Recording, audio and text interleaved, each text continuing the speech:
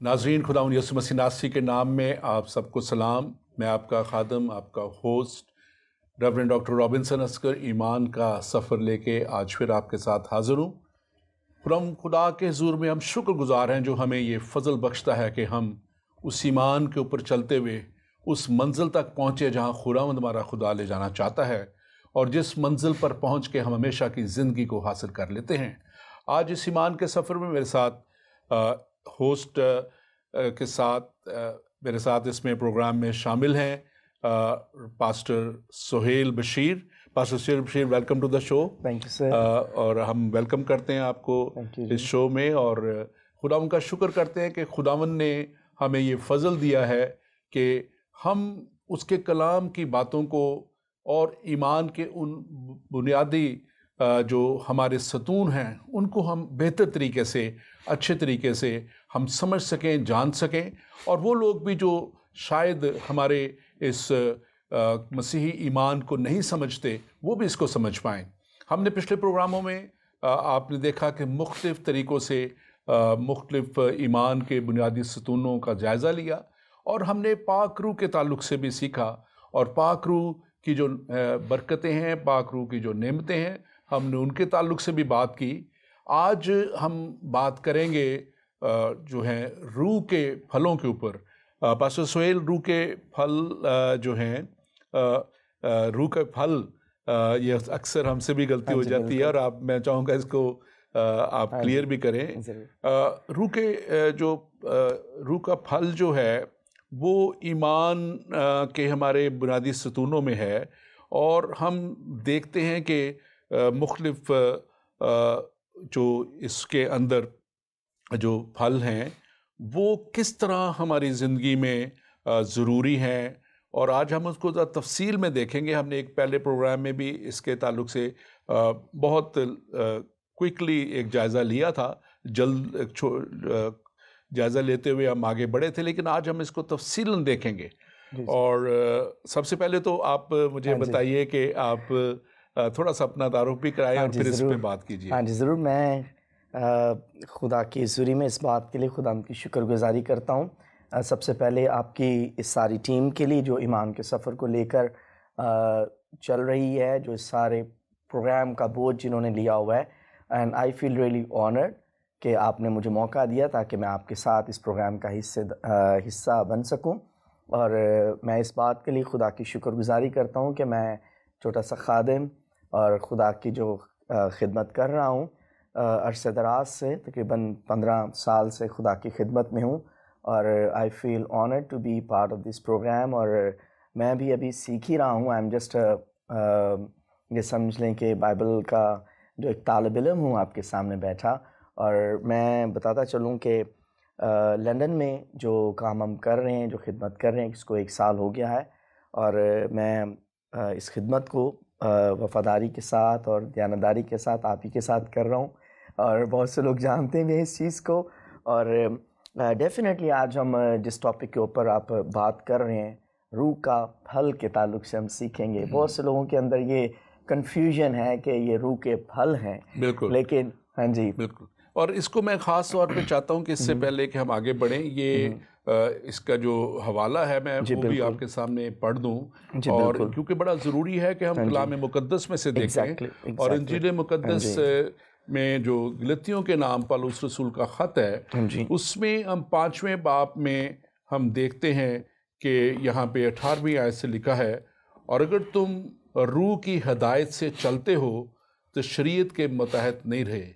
अब जिस्म के काम तो ज़ाहिर हैं, यानी हरामकारी, नापाकी, शहवत परस्ती, बुत परस्ती, जादूगरी, अदावतें, झगड़ा, हसद, गुस्सा, तफरके, जुदाइयाँ, बिद्दतें, बुग़्ज़, नशाबाजी, नाच रंग और उनकी मानत। इनकी बाबत तुम्हें पहले से कहे देता हूँ कि जैसा कि पेशर जता चुका हूँ कि ऐसे काम करने वाले खुदा की बादशाही के वारिस ना होंगे। और फिर आगे इसके बड़े अहम जो हवाला है लिखा है, मगर रूह का फल मोहब्बत, खुशी, इत्मीनान, तहम्मुल, मेहरबानी, नेकी, ईमानदारी, हिल्म और परहेजगारी है। ऐसे कामों की कोई शरीयत मुखालिफ नहीं, और जो मसीह यीशु में है उन्होंने जिस्म को उसकी रगबतों और ख्वाहिशों समेत सलीब पर खींच दिया है। आमीन आमीन आमीन। सो आप मुझे तफसीलन आप ज़रा थोड़ा सा इस ताल्लुक से ज़रूर का जो डेफिनेटली, जैसे कि आपने इसको बड़ी खूबसूरती से इस कलाम को पढ़ा, और कलाम में है ही खूबसूरत बातें। और यहाँ पर एक बात जो यहाँ पर हमें 22वीं आयत के अंदर मिलती है, मगर रूह का फल, तो ये हवाला खुद बयान कर रहा है कि ये रूह का फल है, रूह का फल है। हाँ। रूह के फल नहीं है, की नौ जो है जी, ये एक फल है, ठीक है, और इंसान बिल्कुल एग्जैक्टली अंदर ये होना जरूरी है, इंसान के अंदर होना जरूरी है।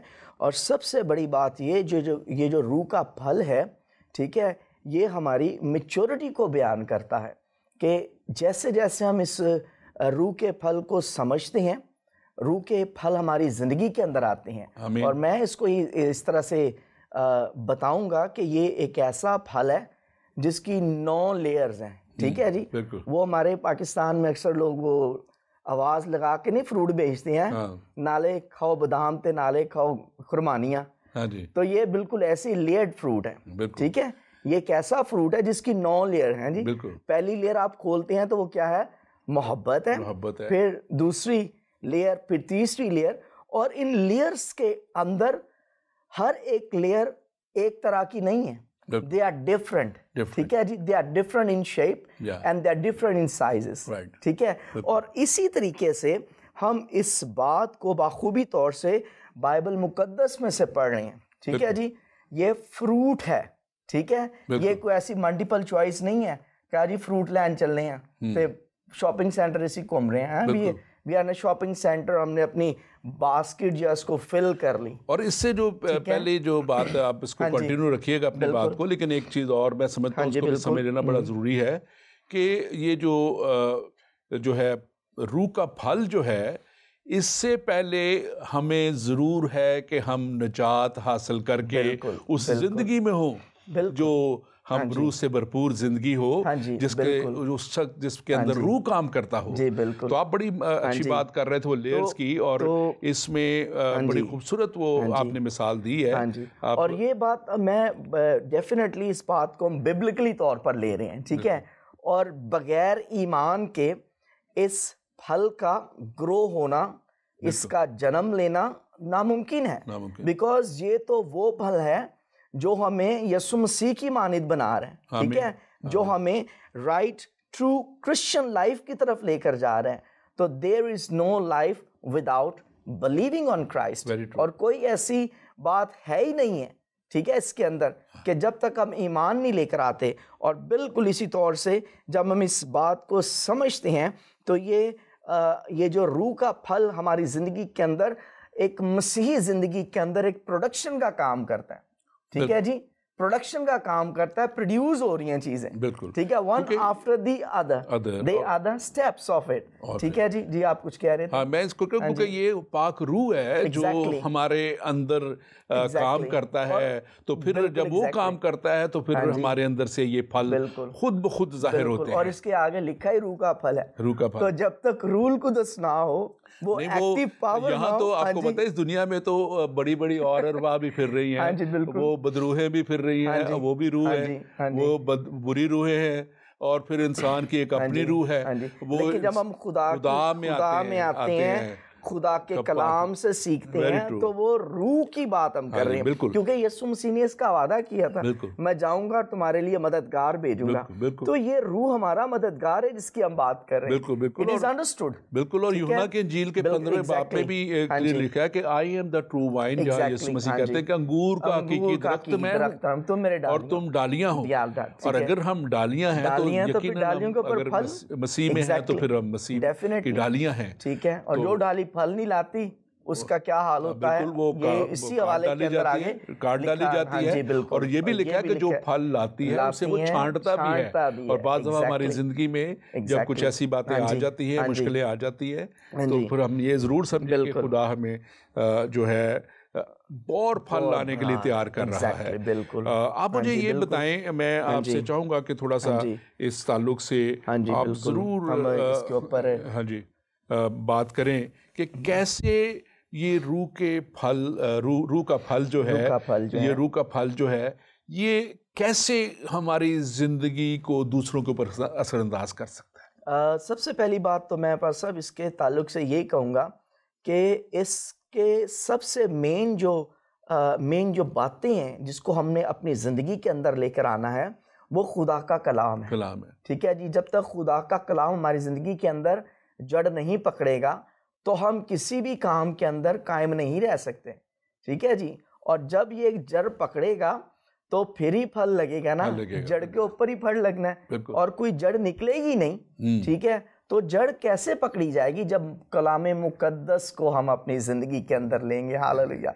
और जब हम खुदा का कलाम पढ़ते हैं, ये हमारी जिंदगी के अंदर एक ऐसे स्पिरिचुअली ग्रोथ करता है हमें कि हमारे ऊपर रूह के फल भी लगते हैं और रूह कुदस की नेमतें भी जाहिर होती हैं। आमीन, आमीन। और मैं समझता हूँ कि इसको थोड़ा सा आप मुझे बताएं, और ख़ास तौर पे हमारे नाज़रीन के लिए भी ये बताएं कि जब हम खुदा की बात करते हैं और फिर हम पाक रूह की बात करते हैं, फिर हम यीशु मसीह की बात करते हैं, तो कैसे आप खुदा में इस मोहब्बत के एलिमेंट को हम पहले उस फिर यीशु मसीह के ताल्लुक से हम बात करेंगे। तो खुदा कैसे आप ये मैं इसको इस तरह से स्टार्ट करूंगा, जैसे कि ये फल में सबसे पहला जो बात की गई है वो मोहब्बत की है। ठीक है जी।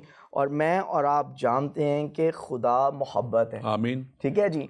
और जब तक हमारी ज़िंदगी के अंदर इस बात की समझ ना हो कि खुदा क्या है, खुदा मोहब्बत है, हम इस फल को हासिल कर ही नहीं सकते। आमीन। और सबसे पहली बात खुदा से ही शुरू होती है, क्योंकि खुदा से पहले तो कोई चीज़ नहीं। इब्तिदा में खुदा था और कलाम खुदा के साथ था। इब्तिदा में कलाम था और कलाम खुदा के साथ था और कलाम ही खुदा था। एग्जैक्टली। तो खुदा से हम बात करते हैं कि खुदा की जो मोहब्बत है, इसके बारे में हम इसको इस तरह से लेते हैं कि खुदा की मोहब्बत को हम जब समझ लेते हैं, हम जब उसकी मोहब्बत की कैफियत को समझ लेते हैं, ये बिल्कुल ऐसी है कि जब हम किसी से मोहब्बत करते हैं ना, तो हम उस मोहब्बत के लिए कुछ करते भी हैं। तो खुदा ने जो दुनिया से मोहब्बत नहीं, सबसे पहले उसने इंसान से मोहब्बत की, क्योंकि इंसान के लिए उसने सब कुछ किया, सब कुछ बनाया, तख्लीक किया, और फिर उसने इंसान को बनाया, और इंसान की मोहब्बत में खुदा ने ये सब कुछ किया। हालेलुया। बिकॉज ये जो खुदा की मोहब्बत है, ये इसको हम इस तरह से समझ सकते हैं कि whatever the God have created is just because he loves us।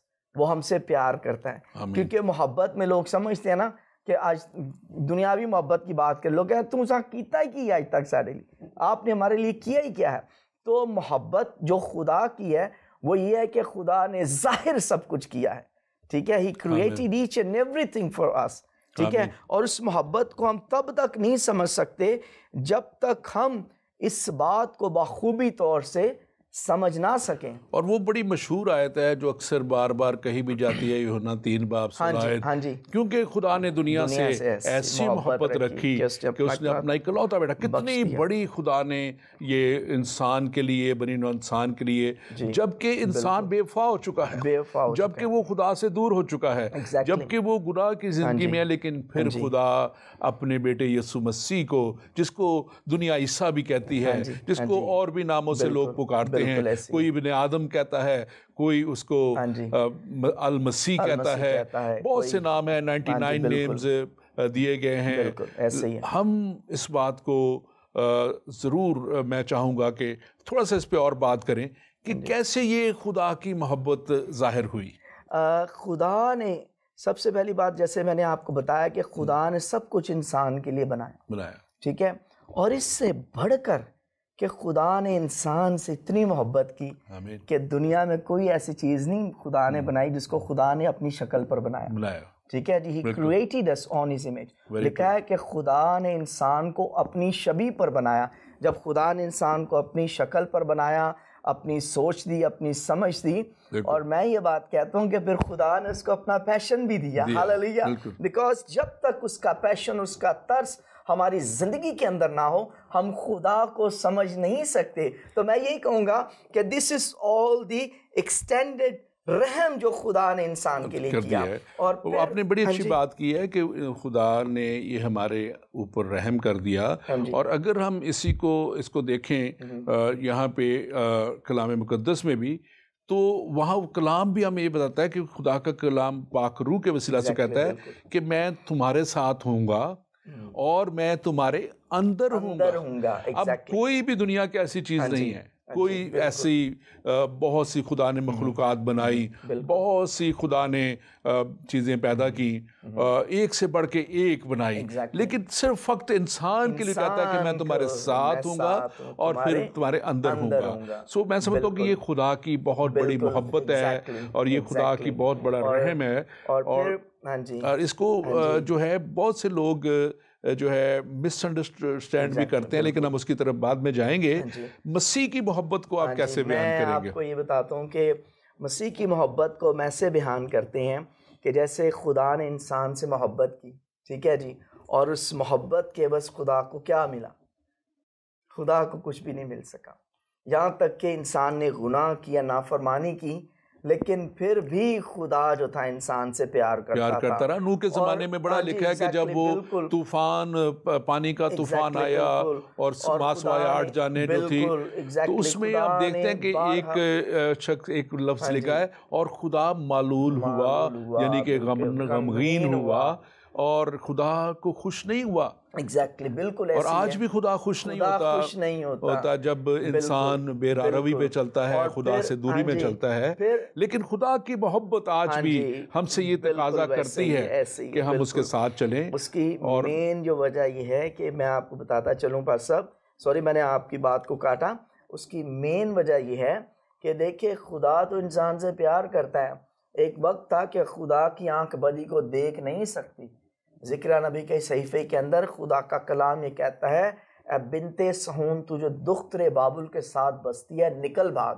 क्योंकि खुदा नहीं चाहता था कि खुदा के लोग जो खुदा से प्यार करते हैं वो खुदा के बरगजीदा लोग गुनाह आलूदा जगह पर रहें, और खुदा अपने लोगों को वहां से निकाल लेता था। जैसे आपने नूह का जिक्र किया, इस तरह बारहा बाइबल मुकद्दस में हमें वाक़या मिलते हैं। बाज़ बहुत जगह पर हमें ये पता चलता है कि खुदा नहीं चाहता कि उसके लोग ऐसी जगह पर लिखें। लेकिन वो बात मैं आपको बताता चलूँ कि जो बात आपने पहले कही कि क्यों ऐसा हुआ।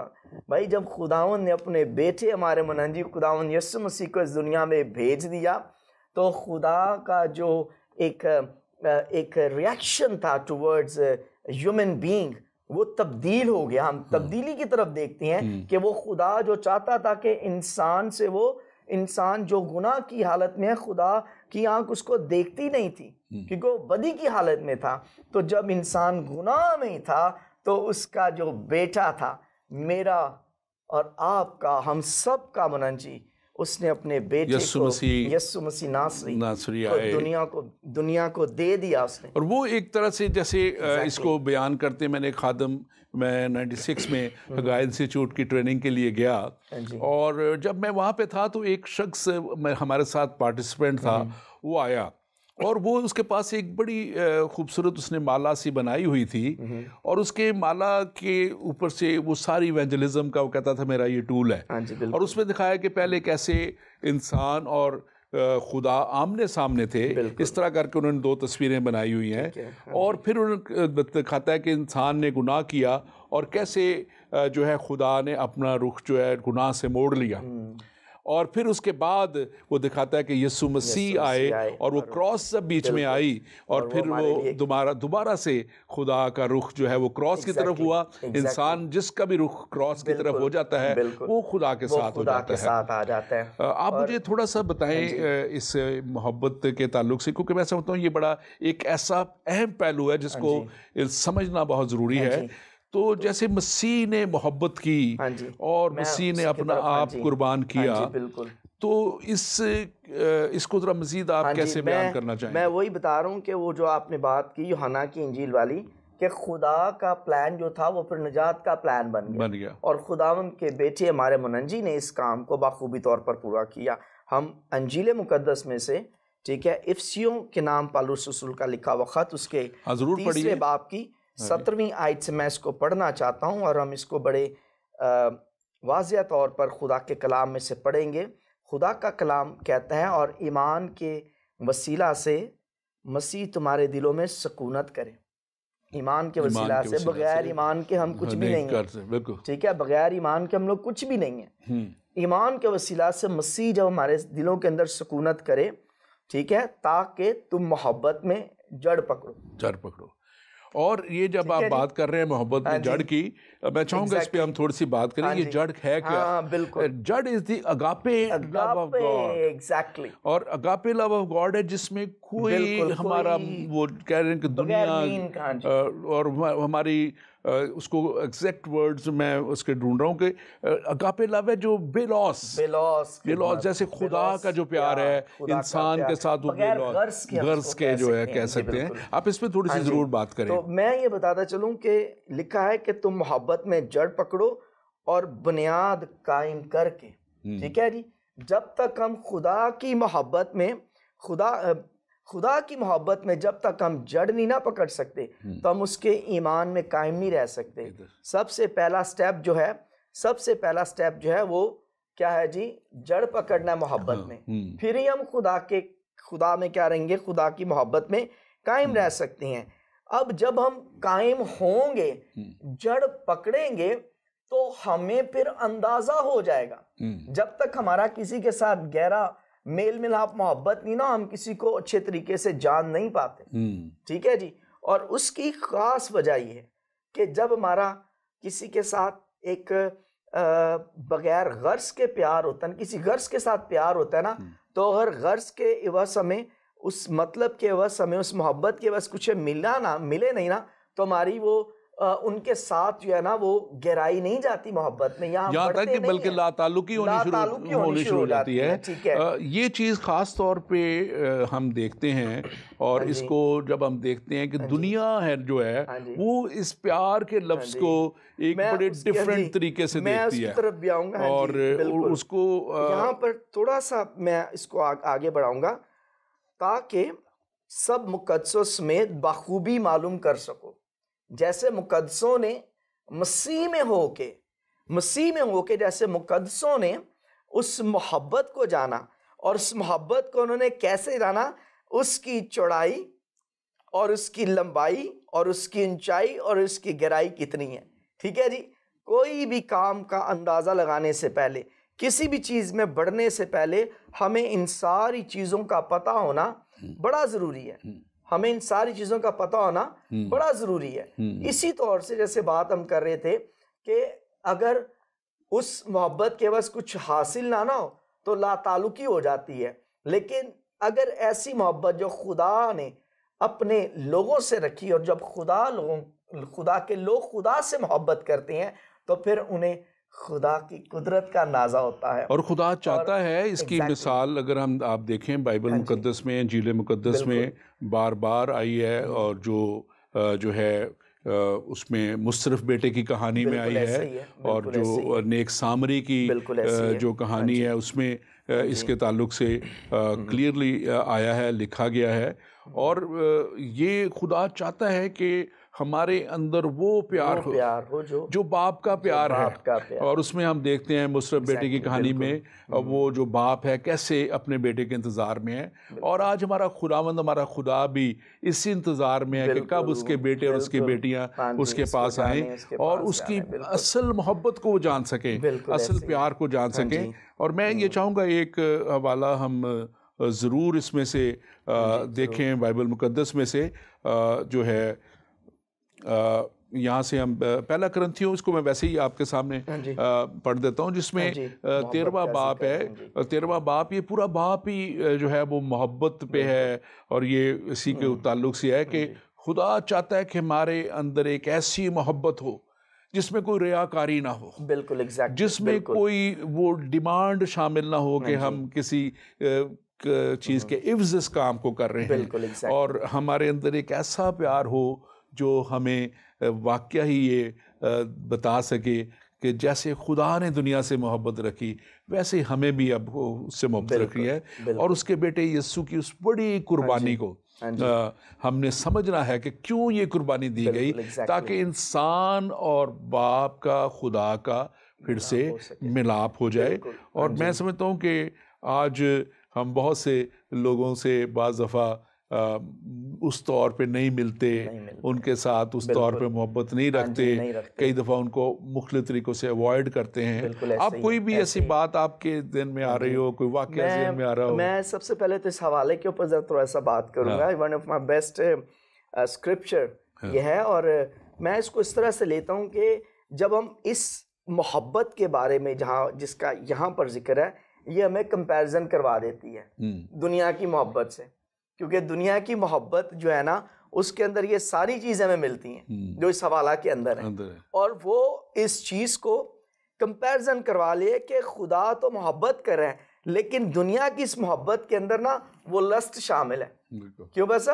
एक लस्ट, एक हवस सी शामिल है, ठीक है, जो इंसान एक दूसरे के लिए मोहब्बत करता है। तो इसको मैं ये कहूँगा कि खुदा की मोहब्बत ऐसी एक डायरेक्टेड मोहब्बत है जो आउटवर्ड टुवर्ड्स अदर है, ठीक है जी। जो मोहब्बत खुदा ने हमसे की और वो मोहब्बत हमारे दिलों के अंदर आती है, और वही मोहब्बत के अंदर हम दूसरों को शामिल करना चाहते हैं। जिस तरह से सबसे पहली बात बाइबल मुकद्दस में हमें ये भी मिलती है कि तू अपने पड़ोसी से अपनी मानद प्यार कर।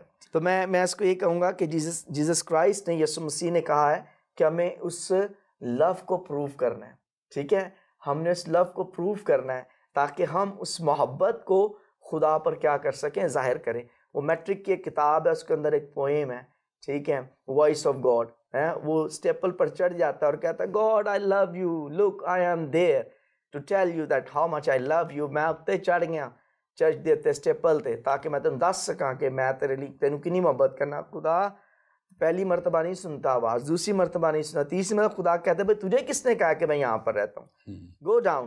तो वही बात है कि मैं इसको इस तरह से समाप्त करूँगा कि नीचे कौन है इंसान। और अजीजों, हमें आज के इस प्रोग्राम को इख्तिताम पे इस बात को ज़रूर समझना है और जानना है कि खुदावंद हमारा खुदा हमसे क्या चाहता है, और खुदा जैसे उसकी खूबियाँ हैं, जैसे मसीह की खूबियाँ हैं, और वो प्यार और वो मोहब्बत जो खुदा ने हमसे की, और वो प्यार और वो मोहब्बत जो मसीहा ने हमसे की, कि उसने अपना आप हमारी खातिर कुर्बान कर दिया।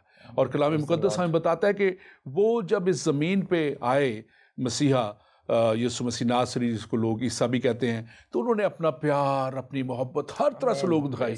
यहाँ तक कि अगर लोग भूखे थे तो उनको सैर भी किया, अगर वो बीमार थे उनको अच्छा भी किया, और फिर उनकी जो सबसे बड़ी बीमारी गुनाह, मर्ज़े गुनाह का इलाज उस सलीब पे कर दिया। आइए हम भी उस मोहब्बत में, उस प्यार में आगे बढ़ें, और मसीह की मोहब्बत को और खुदा की मोहब्बत को जो हमारे अंदर अपने पाक रूह के वसीला से भरता है, उसको दुनिया पे जाहिर करें, ताकि हमारे अंदर से उसकी शबीह नज़र आए। खुदावंद आपके साथ हो, खुदावंद आपको बरकत दे, और खुदावंद आपको उस तौर पे चलने का फजल दे कि रूह का फल हमारी ज़िंदगी में नज़र आए। God bless you all. अगले प्रोग्राम में हम दूसरे आगे बढ़ेंगे, इसी जो है हमारा सिलसिला है, और हम जानेंगे कि क्या पीस के ताल्लुक से क्या खुदावंद का कलाम है, जॉय के ताल्लुक से क्या कलाम है, और खुदावंद हमारे साथ हो। Thank you very much pastor Sohail. God bless you. खुदावंद आपकी मदद करे। Thank you.